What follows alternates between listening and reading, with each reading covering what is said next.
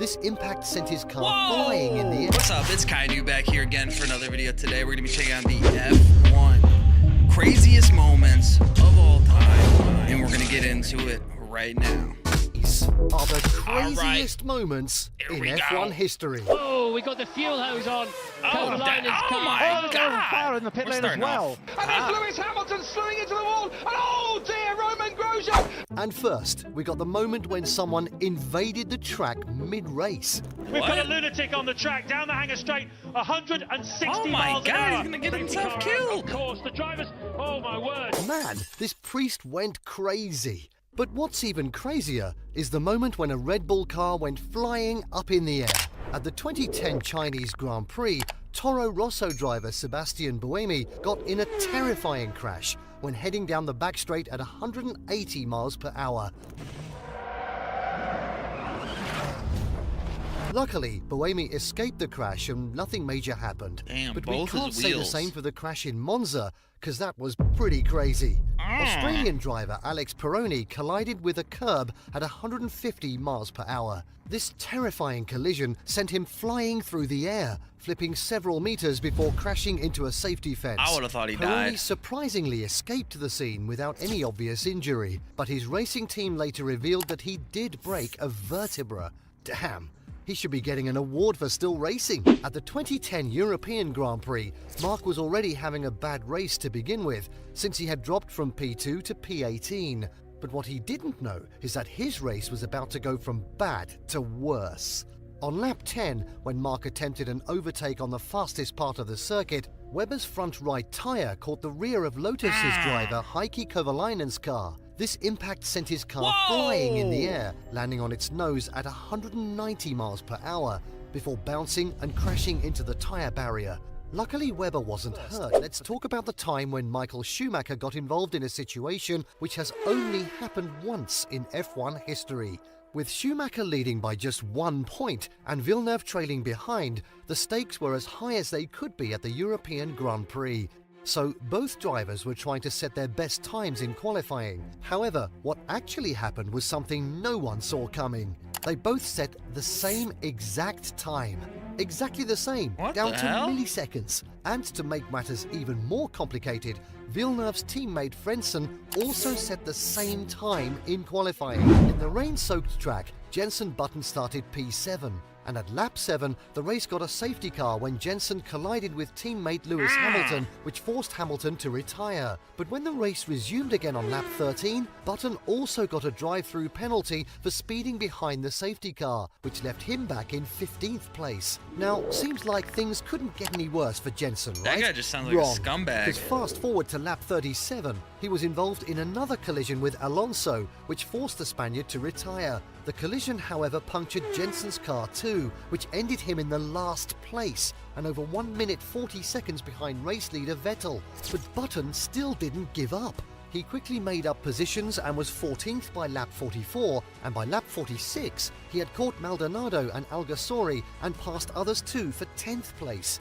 And with his tyres changed to slicks due to the drying line, Button made his way to the front, getting past Michael Schumacher and Mark Webber, before setting his eyes on Sebastian Vettel with only 5 laps remaining. On the final lap, Vettel had a 0.9 second lead and seemed like he was about to win, when suddenly Vettel made a costly error at turn 6. He ran wide, causing his RB7 to spin under pressure just halfway through the final lap, And he won which the allowed Button race? to overtake No and way. win the race. From last position to first. Clearly, it was one of the best rain races ever. But while rain helped Jenson's race, we can't say the same for Lewis Hamilton, because what rain did to him and others in European GP was simply ridiculous. After the start of the race, Nürburgring suddenly got hit by a huge rainstorm, and soon it became so unbearable that drivers couldn't even control their cars anymore. Jenson Button was the first to spin off the track, then there goes Lewis Hamilton, then Adrian Sutil, then Nico Rosberg, Scott Speed, and Vitantonio What race was this? Liuzzi. All crashed in the same corner within seconds. I mean, the whole circuit turned into a river. Now that's crazy. Before the 2008 Italian Grand Prix, Sebastian Vettel had only taken 19 points in his F1 career while lining up for the Scuderia Toro Rosso racing team. But what he did in Monza changed everything. 21-year-old Vettel stunned the world by claiming the pole position for the Toro Rosso STR3 team. But that wasn't the most spectacular thing to happen at the race weekend, because the German driver also won the race, finishing a resounding 12 seconds ahead of Heikki Kovalainen's McLaren. It was a true underdog story, because not only was it Vettel's first win, but also the small racing team's first ever win in Formula One. Even Toro Rosso's team principal couldn't believe it. It's just unbelievable, Sebastian wrote something into Formula One history today. We also dream of a podium, and the first podium is P1 in Monza, the most amazing racetrack in the world. Where is Monza at? But you know what's really unbelievable? The horrific crash that shocked the world. It was 1993, and legendary driver Damon Hill took the checkered flag at the Belgian GP. But that wasn't the highlight of the race. As other drivers were pushing towards 200 miles per hour to make it to the finish line, Minardi's teammates Christian Fittipaldi and Pierluigi Martini were running close to each other. And soon, Fittipaldi with his M193 got a little too close when he tried to overtake Martini. But then, disaster happened. Because instead of having a simple touch between both drivers, Fittipaldi's car flew into the air, did a 360-degree backflip before landing, and still managed to get across the line. Yeah, that actually happened. Luckily, this dangerous moment left no one hurt, and both finished the race without losing any position. But this incident did leave Fittipaldi enraged with his teammate. I was so glad to be alive. I won't waste time in my life to argue with a fool like him. A lot of people already know that Esteban Ocon won his first F1 race in the 2021 Hungarian GP. Look at that face. Wow. Now, even though this was huge, it still wasn't the biggest thing that happened in the race, because in the first lap, and literally at the first corner, ex-Mercedes driver Valtteri Bottas broke too late and ran into the back of Lando Norris. This caused Red Bull drivers Verstappen and Perez to also get caught up in the collision.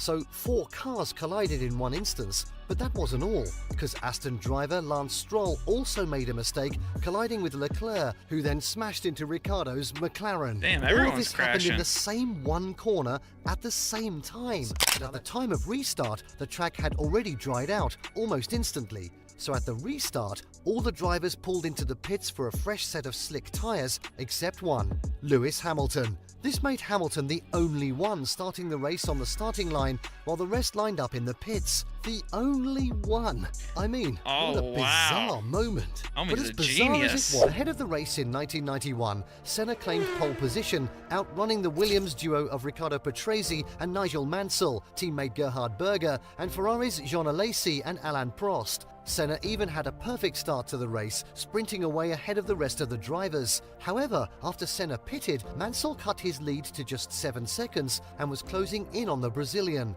And to make matters worse, Mansell's conviction to win grew even stronger when Senna's gearbox began to fail as he lost the 4th gear, and by lap 60, Mansell cut Senna's lead in half. But luckily for Senna, at the 61st lap, Mansell had his own gearbox issue as it slammed into neutral, then second, which ultimately sent the British driver into a spin and out of the race. But at the same time, Senna quickly lost all the gears as well, except the 6th, with Williams' Patrese hot on his tail. But somehow, in an unbelievable way, Senna maintained the 6th gear till he crossed the finish line 2.9 seconds ahead of Patrese, which earned him his first home race win. Wow, this race was so difficult for Senna that the pain of trying to keep the car under control even caused him to develop muscle cramps. And it was so severe that he literally had to be lifted from his car and even needed support to stand on the podium.